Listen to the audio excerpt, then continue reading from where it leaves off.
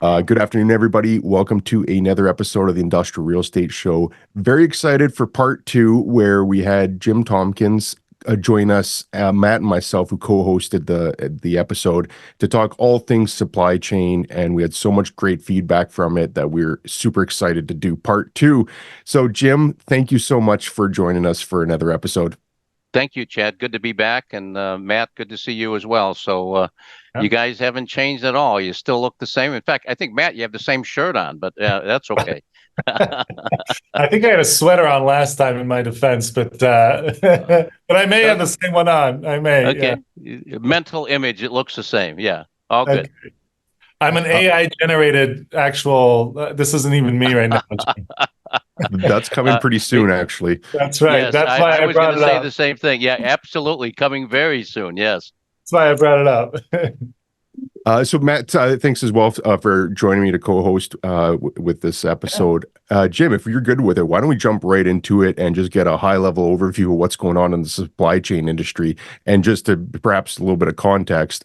I'm fascinated with it because it has such an important role in everything that we do, but it seems that it doesn't get talked about a whole lot. It kind of still stays outside of the mainstream media. It's still difficult getting a sense on what's going on. So with all your expertise and all the people that you're talking about, what are some of the challenges? What are some of the issues? What are some of the highlights right now in global supply chains? Well, it's interesting because we travel in different circles, and that's what makes this a fun podcast. In the circles I travel, I hear about supply chain once every 3 minutes, I think. I mean, it's just unbelievable what's taking place, and it's just absolutely crazy, the types of things that are occurring. For example, Biden putting tariffs on products coming in from Mexico. We have a free trade act with Mexico. The big hullabaloo was put in place, and so the Chinese read the same newspapers I do, and in the Wall Street Journal it talks about the tremendous amount of trade between Mexico and the United States, and so China reads that and say, wow, we can't export steel and aluminum into the United States directly without paying a high tariff. So what we're going to do is we're going to sell it to Mexico. Mexico will take our steel, our aluminum, put it in their product, and then they can ship to the United States without paying a tariff. Well, Biden correctly said, no, that's not going to happen. And in fact, if the product is made with China steel, there will be a 25% tariff when it comes in from Mexico to the United States. Even though it's manufactured in Mexico, it's manufactured with China steel, and we're not going to allow that to happen. And with aluminum, same deal, but it's a 10% tariff. And so that is really an interesting reality that we have unity between the Republicans and the Democrats on what's happening. And also we have unity between the Republicans and Democrats when the new administration comes in, whoever that is, they're talking about 50-60% tariffs on China. And what that does is that furthers the nearshoring, the reshoring type of activity. And what we're seeing is a huge shift of product flowing from China to the West Coast, from China through the Panama Canal, which, although we're getting a little bit of rain down there, and we're adding a ship or two a day going through the Panama Canal, we're still down from max capacity, and so the volume is coming east. And so it's not coming in California. So California ports are going to slow down in volume, and they already are. And the East Coast ports are going to grow. Well, the problem with the East Coast ports growing is two things. Number one, the ILA is probably going to go out on strike October 1st and shut the ports down because they control 37 ports on the East Coast and the Gulf. Or number two, they're going to continue to push anti-automation, which results in the most inefficient ports in the world because the union will not allow the ports to use technology. And in fact, they began the negotiation on the contract in June. The union, the ILA, walked off the situation and said, we're not going to meet until September 1st. And now it's turned out to be September 4th and 5th when they're going to get together to just air the original issues. And so the issues are going to be aired on September 4th and 5th. The contract is up on September 30th. And last week, the ILA said, and don't even think about us working past September 30th without a contract. It's not going to happen. And so we got the shift from west to east, and then we got the east and the Gulf potentially being closed. And so a tremendous amount of disruption taking place, and that resulting in a lot of difficulties. The further tariffs that the Republicans and Democrats will both be putting in have an impact on it. And so that is huge. Another huge impact that we do read about, the Supreme Jim, Court. I'm sorry to interject. Can I ask you a question? Sure. Because I think that's an interesting topic right now. So I've had the opportunity to tour the port in Rotterdam in the Netherlands, where there is significant automation happening. And so for our viewers, what that looks like is you have these basically chassis that are just flatbeds running around this port with someone or multiple people that are offsite who are controlling these chassis moving around the port, where when you offload a container, you put it on this chassis and it's moving around without any human involvement, right? Which has increased that efficiency for that port. And so when we talk about someone like the ILA who's saying we do not want further automation happening and it only puts us behind in efficiency globally in terms of how we operate our ports, what do you see as a path forward, if there is one, for them to reach some kind of agreement where there is some kind of compromise as we try to maintain our competitiveness with the rest of the world and how we efficiently bring containers into this country, especially as you have these East Coast ports increasing in volume? So there's a tremendous amount of technology that's applicable using automated guided vehicles. You call them chassis. That's what they look like, but they're actually automated guided vehicles, AGVSs. AGVSs can handle up to 35 tons, which is one container. And now there's a company in China making an AGVS that can handle up to 65 tons. I'm involved in a project in Malaysia, which is a very long, narrow port where the ships park out at the end and there's no laydown yard there. And so every container has to go 2 miles to the wider part of the island, but you can't build a port there because you don't have the deep water. So you have the deep water out here, you take the containers off the ship, you go 2 miles for the laydown and storage and so forth. In that port that we're involved with in Malaysia, what we're going to find is 65-ton AGVs, which is very large. And when they get to the end of it, a automated crane will come and pick them up off the automated guided vehicle and stack them in the yard. There is no need for labor. Rotterdam, which is in the top 10 of highest productivity ports in the world, is a very cool port, a very neat one to be in. I've visited there a couple of times. There's not a single port in the United States that ranks in the top 50 for productivity. The New Jersey, New York is, I think, ranked number 179 on the most productive. They're 179, so they're in the rivalry for the worst productivity of the port in the world. And the big battle that the ILA is going after the USMX for is a automated gate, where the gate is operated when the truck comes up. There's not a person that pushes the button. The gate is automated. So is that really port automation? If I gave a 2-hour lecture on port automation, I would not include gate automation as a portion of the port. That's not what we're talking about. But the ILA is putting a firm line in the sand. So it's a major, major, major issue. And what it's doing is it's forcing people to think about moving offshore, maybe moving more to Panama, more to Costa Rica, more to the Dominican Republic, and different locations. And so it's forcing people to think about how can we do things offshore so we don't have to deal with the union problem. And we also have the disruption of these strikes every 4, 5, 6 years that is very disruptive because you have to plan for that. And so it's really a major problem. So That's So, Jim, maybe a second part to my question is this. You and I have talked a lot about, and we talked a lot about in our last podcast about optionality, right? Versus optimality. And so this is a little bit of what you're getting into there. So Chad and I, when we spoke at NAIOP in last November in Seattle, one of the things we talked about was the merger of what's going on right now with rail, right?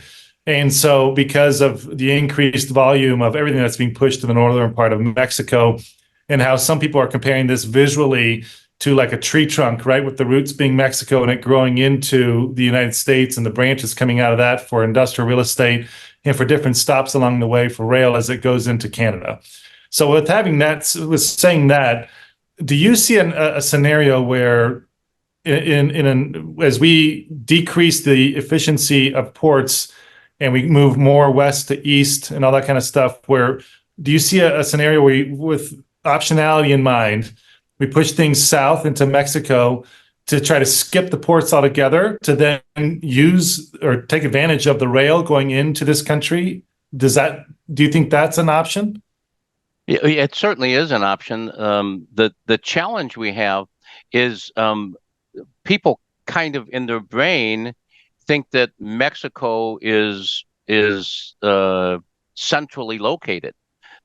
Mexico, particularly the west coast of Mexico, is west coast oriented. It's very, very west. Mexico is only closer to 23% of the American consumers, as opposed to the East Coast, where there's 77. So if you look at the Dominican Republic versus Mexico, the Dominican Republic is closer to 77% of the U.S. consumers, as opposed to Mexico is closer to 23%. So Mexico is certainly a great solution.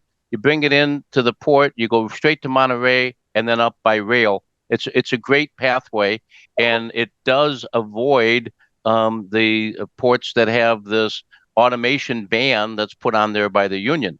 And so that is a very viable option. The challenge is you got a lot of ground to travel, and what we know is traveling by water is about half the cost of traveling by rail, and rail is it's less than half of the cost by traveling by truck. So coming in and using truck up is not a good option. Coming in using rail up makes sense, but it makes more sense to get it into the East Coast and the Gulf by water, if you can do that.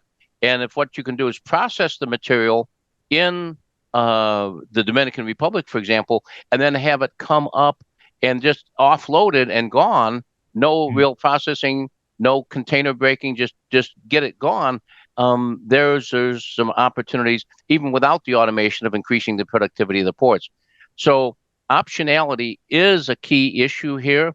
I guarantee you, every transportation company, every company that uses the East Coast is really concerned about how we're going to get the product in if they do go on strike. The threat of a strike results in hundreds of millions of dollars being spent to look at, okay, we're going to move that to the West Coast, but then we get to the West Coast, now we got to bring it all the way across by land. And so it's a real challenge. So optionality is an important topic, but you want to do optionality to give yourself greater resilience, not cover your bets if something goes haywire like a strike. So it's optionality is the correct approach. We also want to use optionality with our sourcing. It says, let's not get everything from one location. Let's not put all our eggs in one basket. Let's spread our eggs out. And therefore, we have the greater capability to get through these bumps. Goodness sakes, Houston was shut down for 6 days for hurricane last month. This month, I'm living in North Carolina. I had trouble at my beach house with rain. I'm having trouble with my Raleigh house with trees falling down because we've had so much rain. So the natural disasters have an impact. Global warming has an impact on our ability to get the ships in and out and when we want and how we want. So it's a real a sticky wicket, and it's difficult. On the top. Oh, sorry, Jim. Go ahead. Well, I wanted to touch on a second issue that's having a major impact as well. So if you're, Chad, still on the subject we're on, go ahead. I'd be going a different direction, Okay, sort good. of a different direction. So go ahead. So the second topic is the Supreme Court made a decision, which is kind of like duh. When the three of us went to high school, we used to call it civics class. I don't know what they call it now. They used to call it civics class when I took it. They said there's three branches of the government. There's the legislative branch, there's the executive branch, and the judicial branch. So that's what the Constitution says. That's what we're supposed to have. Well, starting about 20 years ago, the executive branch said the legislative branch doesn't have enough time to make all the rules that we need. And so they created an administrative branch. And so according to how the U.S. works now, there's the executive branch, there's the legislative branch, there's the judicial branch, then there's the administrative branch. And the administrative branch is all the rules and regulations and constraints that administrative bureaucrats have made up these laws. The legislative group did not make these laws.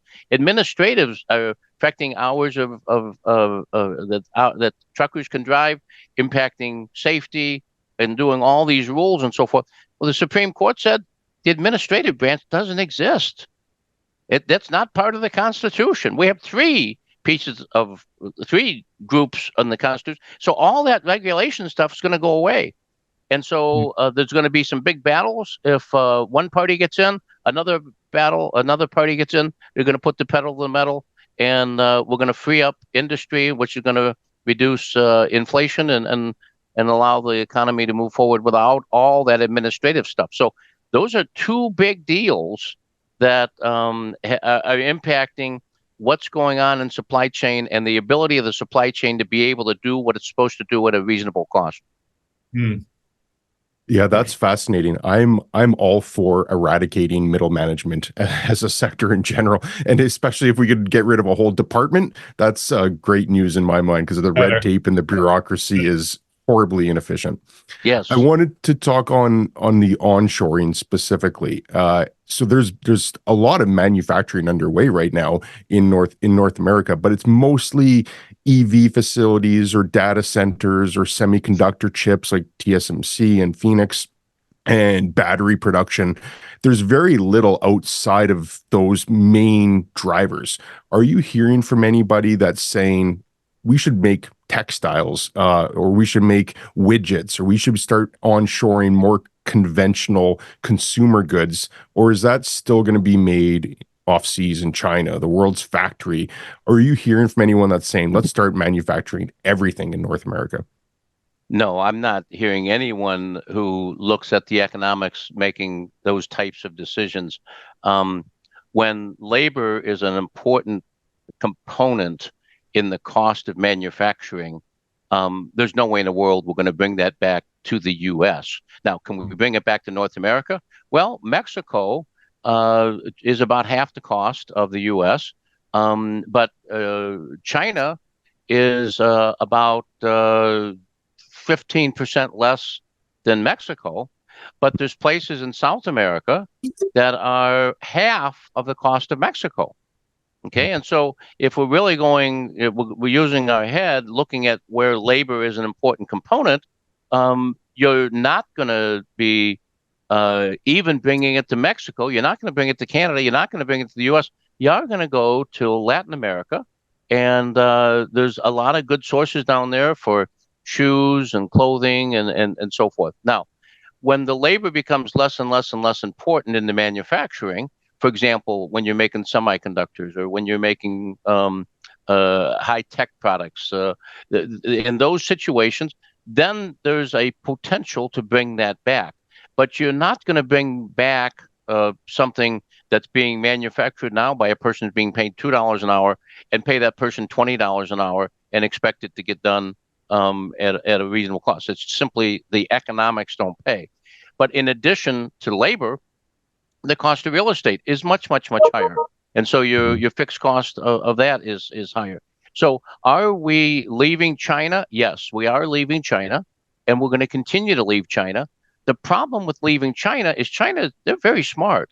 What they've done is tied up a lot of the raw materials. So you find a company that says, okay, men's underwear is a category. We manufacture that. Let's say the Chad, Matt, and Jim company manufactures that in China. Our board tells us to get out of China. So what we do is we take the underwear out of China and we move it to Vietnam. Great move, okay? Because we were importing $100 million worth of underwear from China, and now we're going to import $100 million worth of China from Vietnam. Great move. However, did we remove $100 million from the China control? No, we didn't. Why? Because the fabric is made in China. The elastic is made in China. The packaging is made in China. So we thought we took $100 million out of China because we're now buying it from Vietnam. But the fact of the matter is, Vietnam bought 70 million, 700 million, or whatever the numbers are using, bought 70% of that product as raw materials coming out of China. So China still makes all the packaging, all the elastic, and all the fabric. And so you haven't really moved what you thought you moved, because we need to look not at the place we bought from the manufacturer. We got to look at end to end. So who grew the cotton, who made it into fabric, who dyed the fabric, and et cetera, et cetera, et cetera. And so just, quote, moving out of China doesn't give us that much relief, but it's a start. But we need to look at this much more robustly and truly look at what is the total landed cost, which includes everything from the raw material, the manufacturer, the transport, the delivery. What is the total delivered cost of the items? And there, what we can find is that, taking it out of China and moving it to manufacture in Vietnam isn't quite as great a deal as we thought we had. And so it's a challenge. And when you do that, guess what? Vietnam ports don't have adequate capacity to ship the products. And so now the product winds up sitting in Vietnam for an extra 3 weeks. And now I got empty store shelves because the underwear is sitting in a container in Vietnam. So with that, Jim, with that scenario playing itself out, because you and I have had this conversation before about this whole final assembly happening, right? Where you move your final assembly elsewhere to try to mitigate risk, thinking originally that you'd move all of it, but really not understanding the impact, like you just mentioned, walking us through those different steps of, you may have final assembly even on this side of the hemisphere, let's say in Mexico or elsewhere, even in the United States, right? But at the end of the day, a lot of the components are still coming from China or nearby. So with that saying that, what are you hearing right now? What are the strategies that you're hearing people come up with as they try to strategize what optionality looks like, as they try to do this whole reshoring, nearshoring, all of that? Given what you just mentioned, because what I keep hearing is that, container rates are back to kind of pre-pandemic levels. Although I know they've risen a little bit lately. I think I just heard recently they're in that $7,000 container range versus $3,500 in kind of that general range when you look at TEUs. So when you're thinking about those kinds of scenarios, what are you hearing from business owners and from leaders of industry that you are in contact with regularly as to how they're now shifting their supply chain strategies to fit into this new world order, given the complexity that you just mentioned? So the philosophy that was predominant in 2021, 2022 was China plus one. And the China plus one philosophy said, I want to take something like half of my volume out of China. That lasted until the issue of the Red Sea and Taiwan came to the surface, and China's support of the Russia invasion of Ukraine. And that resulted in companies changing their philosophy from China plus one to ABC, where ABC is anywhere but China. And that is the predominant mindset today, ABC. And how can we get as much as possible? And what we're finding is companies are taking sizable investments and taking them to Africa, where there is labor, there is infrastructure in place, and they're building factories in Africa for the manufacturing of products. There's companies in Africa that are growing substantially to produce products with labor that cost about half of what you can get in South America. So it's a very, very lucrative environment. with new factories, and they're still putting automation in there to handling a lot of the activity. So changing the flow of goods from China to the West Coast and then by rail to the East to going from Africa directly into the East Coast is a real slam dunk that also avoids the Suez Canal and the problem we're having down in the Red Sea. And so it's really a win-win-win, just like it is going down specifically the East Coast of South America and moving down to Argentina and Brazil, because it doesn't have to go through a canal. It doesn't get near any people that are shooting rockets at us, and it really works well. So the challenge we're having is the elections in South America, well, the elections in the world. I think we covered last time that there's more political elections in 2024 than any other year in history, and it won't be this number of elections until 2046 again. So the whole world is re-electing their officers, and we have the situation like we see in Venezuela. We have the situation in France where you have this, and then they have this, and they have that, and there's that lack of stability.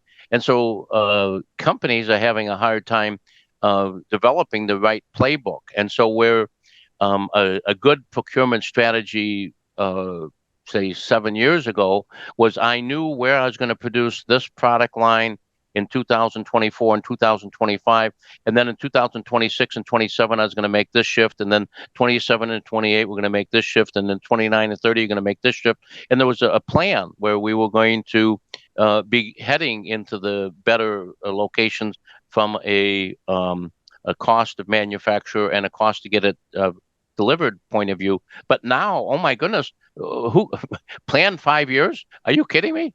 I mean, the world with the amount of uncertainty, we have no idea what 5 years is going to look like. And so what we need to do is we need to keep our options open. And so let's say it's going to be here, let's say it's going to be here, and say it's going to be here. And how do we cover our bets without winding up, blowing our wallet out the top of the roof? I mean, we really need to spend time thinking about this strategically and seeing what can we control as opposed to what is being controlled by, some military group or some,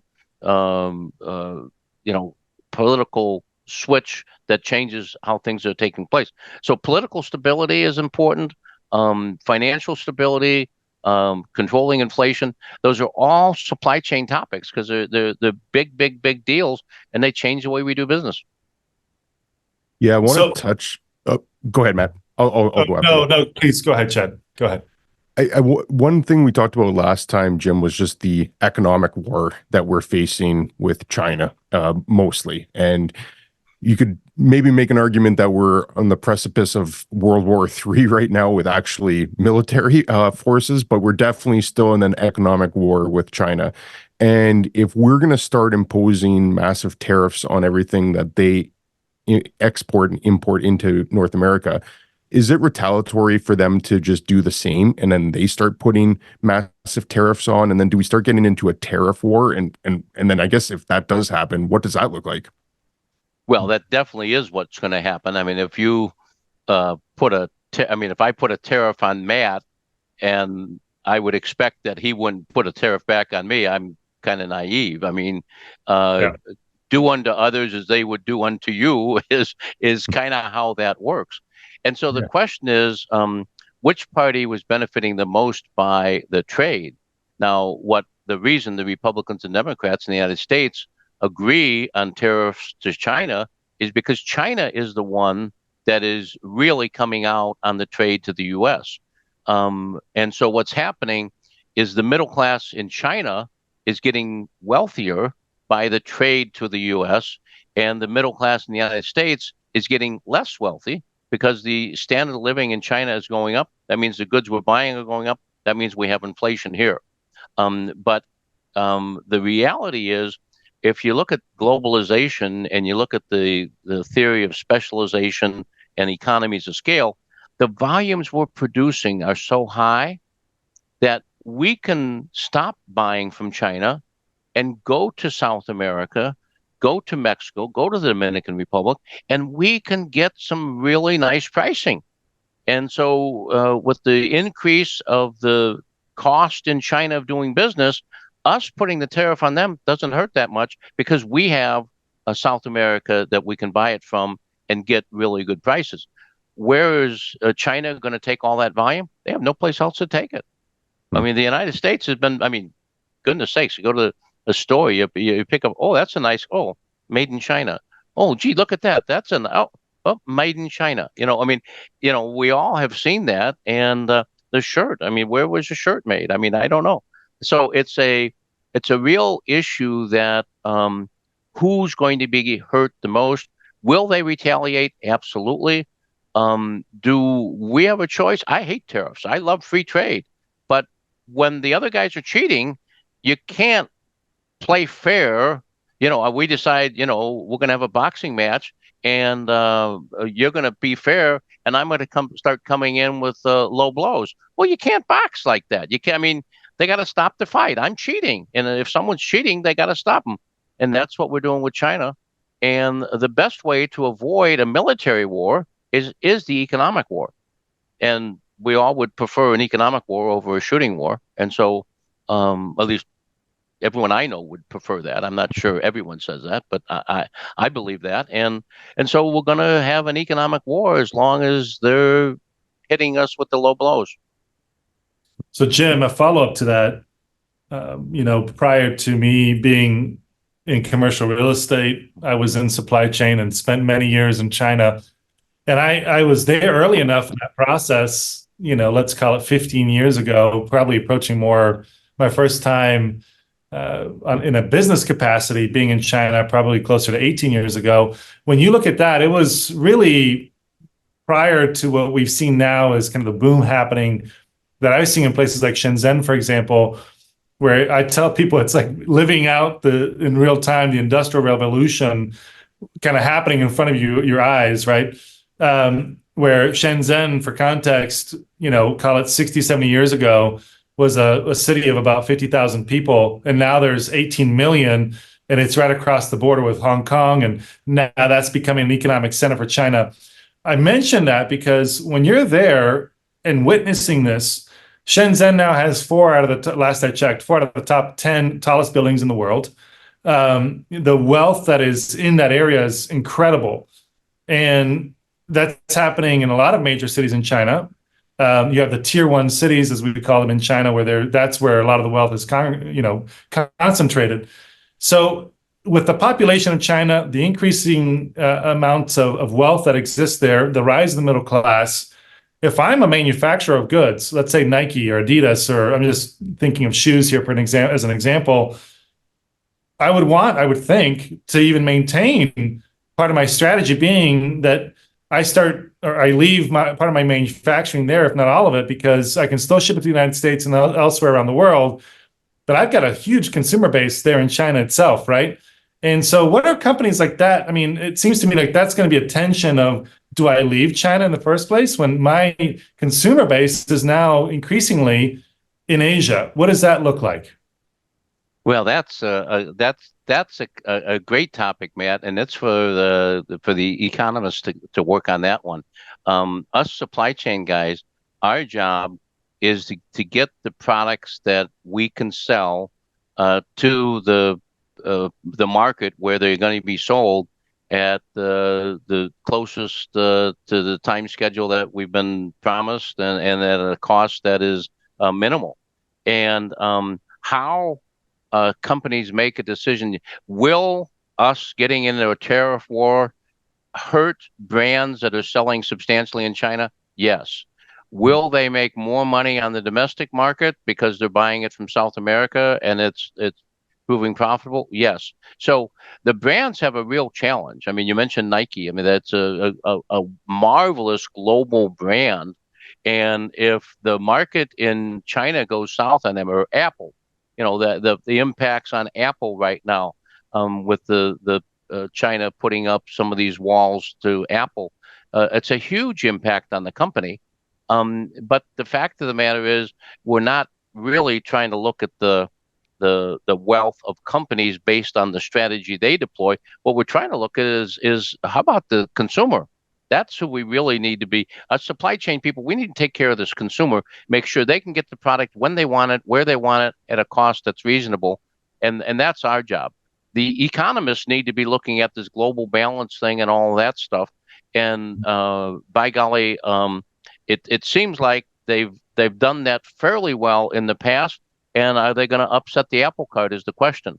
But it's not the economics of the consumer or the supply chain that's impacting that. It's more on policy. So I think it all starts with policy. And the best policy, in my view, is that we all play fair. And there's free trade and you do whatever. However, that's naive when you start thinking about there are bad actors that are going to cheat. The amount of money laundering that's coming in through Mexico into the United States now, a lot of the transportation from Mexico to the U.S. has the cartels involved, and it's a very dangerous type of environment. And so, how do we balance all those things at once? Hey, I'm a supply chain guy. I understand that, but I can't solve some of those bigger problems. I don't even understand some of those bigger problems.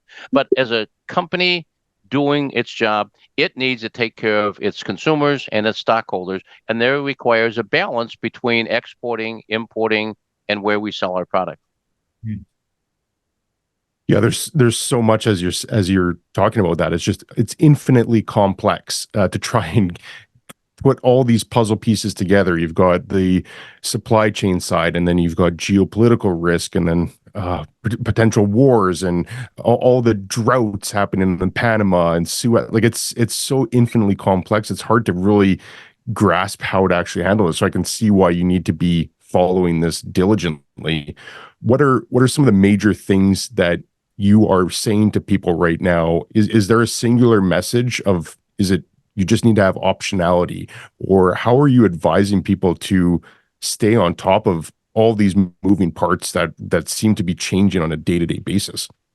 Well, so I am a strong believer in insightfulness, having insights into what's happening.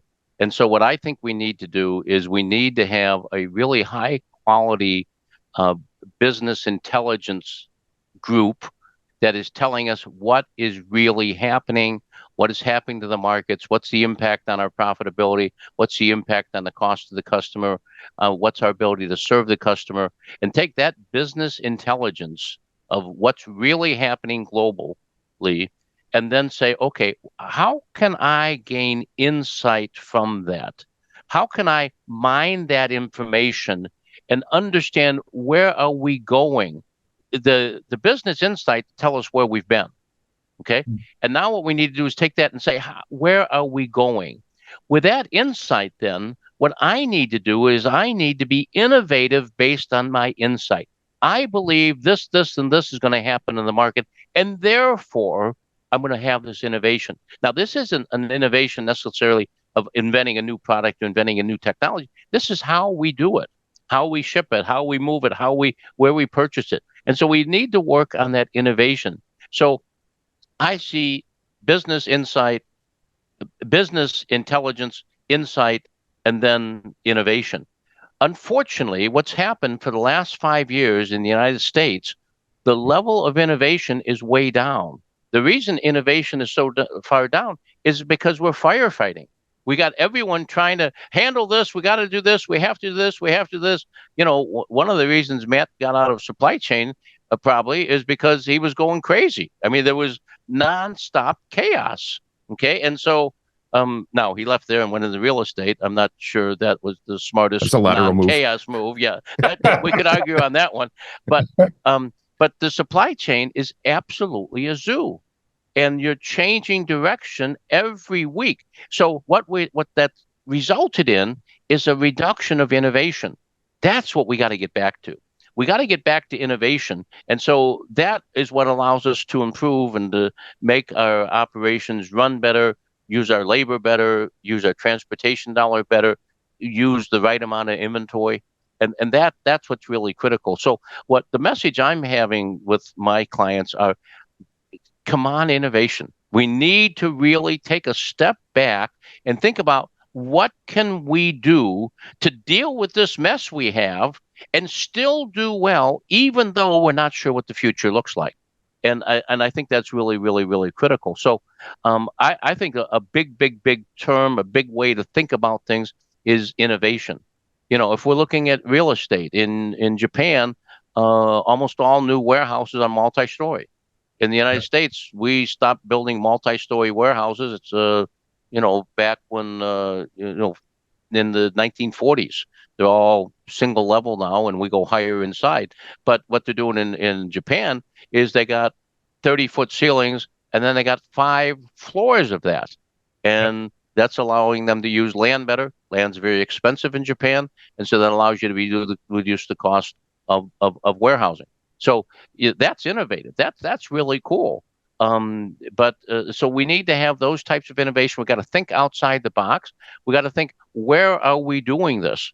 Obviously, where a lot of e-com people are trying to locate warehouses is where the high population densities, so you travel less far. Well, but if you travel less far, you're going to be in very expensive real estate. So you've saved on transportation, but now you've really taken a hit in the land cost. So what can we do to reduce the land cost? Well, let's go up. Let's do multi-story warehousing, and we buy less land. We get more square footage in our warehouses to do our thing. So, when I'm big on looking at the total picture. The old story, what's real estate about? It's about location, location, location. Well, I think real estate has it partially right. And I do think L's are important, but I think we need location. We need to look at land. We got to look at labor. We got to look at leadership. And then we got to look at the lighthouse. The lighthouse is the computer that controls the whole thing. So I've gone from the 3 L's of real estate to the 5 L's of what we need to do from a supply chain point of view. You got to be in the right location. So the real estate people are right. Location is number one. If you're in the wrong location, you can build the right facility and have the right labor and still not be good. So you got to be in the right location. Then you have to have the right land in that location, and the lands have to be available, and you got to be able to afford it. Then you got to be able to provide the labor you need or the automation that replaces the labor. Then you need to have leadership so that you have a vision as to where you're heading. And then you need to have the lighthouse, all the computer systems that control everything that's taking place in a flow from a supply digital network point of view. And now we can really make something happen. And so I think a good thing to think about is to go from the 3 L's of real estate to the 5 L's of supply chain. So with the 5 L's that you just mentioned, so this is what Chad and I do every day, right? We focus on industrial real estate, and a lot of the occupiers of large industrial buildings are, when you get outside of the Amazons and Walmarts and Targets of the world, tend to be 3PLs, right? So as you talk about all the optionality and the reshoring and everything we just discussed, what are you seeing in terms of because we've all heard about inventories right sizing, after the pandemic and because of consumer behaviors and everything else going on that affects that. What do you think are markets that are emerging or continue to grow when we talk about strategic locations, whether it be because of the location itself, the labor, and all the 5 L's you just mentioned, for people like Chad and I and those that are listening, in terms of either because you're an investor in real estate or because you're a practitioner as a broker or a developer? What are some of the areas that you're seeing that are growing in industrial real estate for the reasons you just mentioned? Well, it depends upon the commodity and so forth, but in general, the answer to the question is Southwest, which used to be LA, but because of the labor issue, that's now become Reno, Las Vegas, Salt Lake City. Okay, so LA has now moved because of the labor issue, but it's still kind of Southwest. We have something that's kind of middle of the country in the South that kind of looks like Dallas, Fort Worth, might be Austin, might be Houston, but that is a hot location.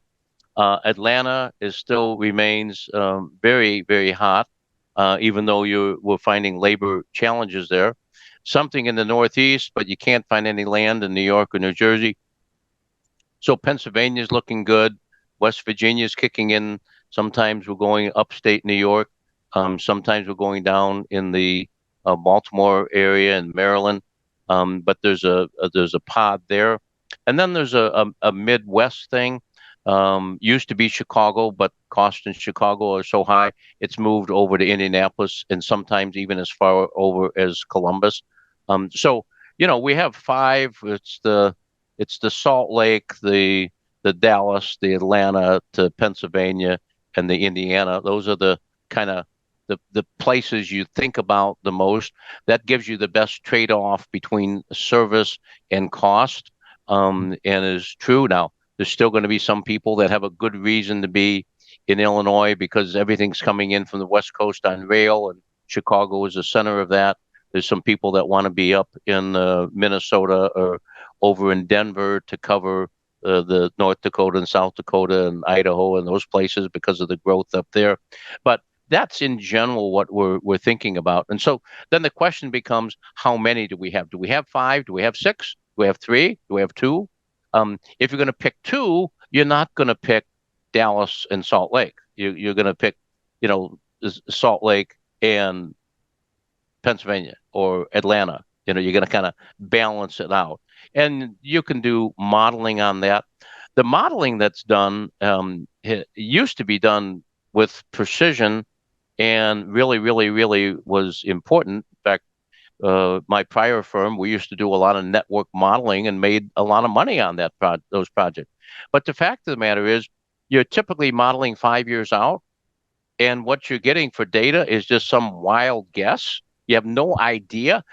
Someone says, well, we're going to go 10% a year. I said, is that going to be in bigger orders or is that going to be in more orders?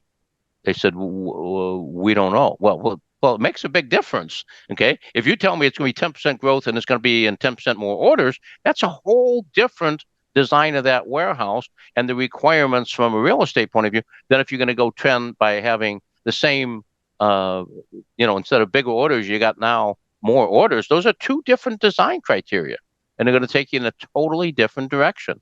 And so we really have a problem doing that well. And so what that results is, when the answer is we really don't know, best thing to do is to go with a 3PL, because the 3PL is the one that's going to build a building and have a position. And what I like to do then is I like to go with a 3PL that's nationwide, and I have a contract that says I'm going to be in Dallas. However, if I want to move from Dallas to Memphis because of this reason, you're going to allow me to do that without a penalty. And so, I want to have the flexibility in the contracts and the optionality of a 3PL. So the 3PLs, they have done marvelous. Now, last year wasn't a good year because there wasn't growth, because when COVID hit, everyone put more inventory in. When COVID quieted down, everyone took all that excess inventory out. And so there wasn't the growth last year in 3PL that we've seen traditionally for the last 20 years.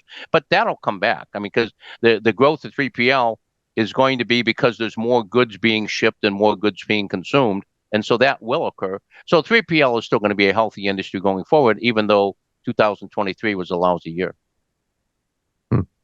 I know you have a call coming up in a couple minutes, so I want to end by asking you to put on your author hat for a minute, and just wanted to see if you have any books in progress right now, if you're working on anything or anything in plans. Absolutely not. So I've written 31 books, and the 31st book was my first book by Amazon that went through the Amazon process. And what we have is a system where it's very difficult to be profitable writing books. So that doesn't mean I've cut down on my writing. I've actually increased my writing. But what you're doing is you're doing the blogs. And so the blogs is what's really important. And that's what drives search engine optimization to your websites and so forth. So the marketing has changed from a book environment. The books are how you get fame. Blogs is how you make money. And so it's a different world than it was back in the 1990s to 2010. I wrote a book a year, and that was a very wise use of my time. Now I do them 500 words at a time, that creates the attention in the search engine optimization. I am really writing a lot about the reinvention of work, how work and labor is totally different than it was before COVID. I'm spending a lot of time writing about ergonomics and industrial safety. I'm spending a lot of time writing about what's going on in transportation and freight forwarding and the technology that drives it. Back to Matt's comment earlier, I'm doing a lot of work on AI because there's such huge potential. The Fortune study that recently done, 52% of all CEOs don't really see the potential in AI. I mean, duh. I mean, that's like, saying, well, my company doesn't believe in using smartphones, or we don't believe in using Microsoft spreadsheets. So, hello, how do you stay in business? I mean, AI has got such huge potential across supply chain, across the entire business network. And so what I'm trying to do is help executives understand that it ain't your grandpa's company anymore. It needs this innovation, and a lot of the innovation is going to come as a result of AI and technology. And so this is a great environment for people that are innovative and creative and want to change the way we do business. So that's what I'm writing about. Is your blog publicly available, or is it to members? Yeah, it's publicly available. I publish them on LinkedIn, and so you can go on LinkedIn every Tuesday, every Thursday. I do one. And boy, sometimes it's Wednesday night and I'm thinking, oh, gotta write one tonight, But I keep a blue folder over here where I have my ideas. And so in the last week, I've written 2 on peak 24, 2024 peak. Someone says, well, when does peak begin? Well, which peak? We're just past the back to school peak, and now we're into the Halloween peak, and then we're into the peak for the folks that are doing B2B, because you got to get the product to the B so they can then do it to the C, and then the B to C starts the peak starting sometime in November. And then in January, we have the peak of the returns. And so there's peak. So the peak moves up the supply chain. And so the question is, how do we manage that? How do we manage the labor? In October, in my warehouse, I need 300 people. In September, I only needed 150. How do we make that work? It's a real interesting challenge, and something that there's some interesting solutions out there. So it's really cool to see, for me to think about, okay, someone's going to read this today, and now they need to do something innovative next week. How can I help them the most way? And so I'm kind of pushing innovation on them. And think about this. And it's really cool to see the response we get. I mean, it's not unusual for me to 12 hours after I release a blog to have 2,000 people commented on it already or something. And so that's kind of cool. I like that. So Jim, I don't want to speak for Chad, but maybe a third, because this is our part 2. Maybe a part 3 could be talking about, because this is what Chad and I do, right? And our listeners are thinking about volumes coming in out of warehouses and the rise of AI. Chad and I are big believers in AI. And use it a lot. I know he does as well. I mean, that would automation, AI, peak seasons, all that would be fascinating. I don't know. That sounds interesting to me. What do you think, Chad? Yeah, there's one topic that I'd really like to explore in a part 3, if you're up for it as well, Jim. And piggybacking on what Matt said is the movement of inventory management from just in time to just in case, and how that's even cyclical. That's one thing that I'd really like to explore. So if you're up for it, a part 3 would be fantastic. Well, why don't we start right now? No, I love the way you guys handle these things, and I hope it's a lot of value to the your audience, and I'd be happy to do a number 3. So yeah, let's think about just in time, just in case, just to not steal my thunder, but both are wrong.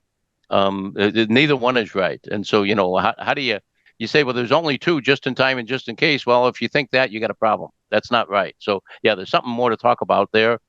certainly the technology and AI and where that's going is just so exciting. I mean, every day I'm going, oh my goodness, look at this. This is cool. And yeah, it's very cool what stuff's going on. So yeah, be happy to do that.